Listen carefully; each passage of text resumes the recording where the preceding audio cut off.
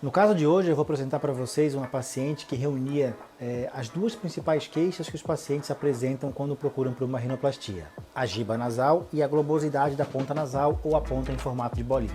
Então, a giba nasal é essa elevação que os pacientes apresentam na região do dorso nasal. Ela pode ter um componente ósseo, que é mais próximo, que é essa região mais próxima do nariz, e um componente cartilaginoso, que é essa região mais próxima da ponta nasal. A maior parte dos pacientes, principalmente pacientes do sexo feminino, geralmente desejam um dorso com uma suave curvatura. Essa suave curvatura no perfil principalmente é que vai proporcionar um nariz um pouco mais delicado, mais feminino, mas ao mesmo tempo natural. Algumas pacientes preferem um dorso um pouco mais cavado, um pouco mais curvo, e homens geralmente preferem um dorso com linhas mais retas. Então, nesse caso, a gente consegue ver então o pós-operatório, aqui já um pós-operatório tardio depois de 12 meses da cirurgia, onde a gente consegue observar então um dorso no perfil com uma suave curvatura, desde a região próxima dos olhos até a região da ponta nasal.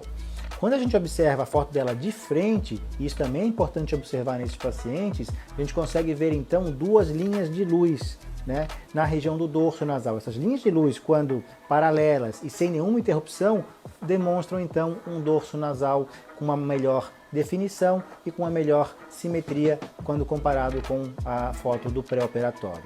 E uma imagem muito importante de se observar, e geralmente é a incidência que os pacientes mais se veem no dia a dia, é a região do meio, a incidência do meio perfil, ou a foto de 3/4.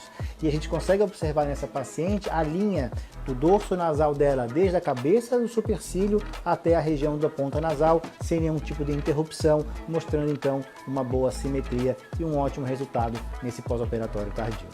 E a outra queixa que essa paciente apresentava, e é muito comum nos pacientes que procuram por rinoplastia, era então a ponta globosa, ou a ponta sem definição, ou a ponta em formato de bolinha. Então, quando você avalia a foto pré-operatória, é possível observar que a luz, quando ela incide sobre a ponta nasal, ela se espalha, tá? Deixando então a ponta sem definição. Isso acontece geralmente porque a cartilagem da ponta nasal, ela acaba tendo, nesses pacientes, ela tem um formato mais curvo, convexo, e geralmente tem um distanciamento na região do lóbulo da ponta. O que a gente faz na cirurgia é deixar essa cartilagem mais plana e mais aproximada na região do lóbulo da ponta, deixando ela com um formato mais triangular. E isso, quando você olha na foto do pós-operatório, aqui já depois de 12 meses, você consegue observar então.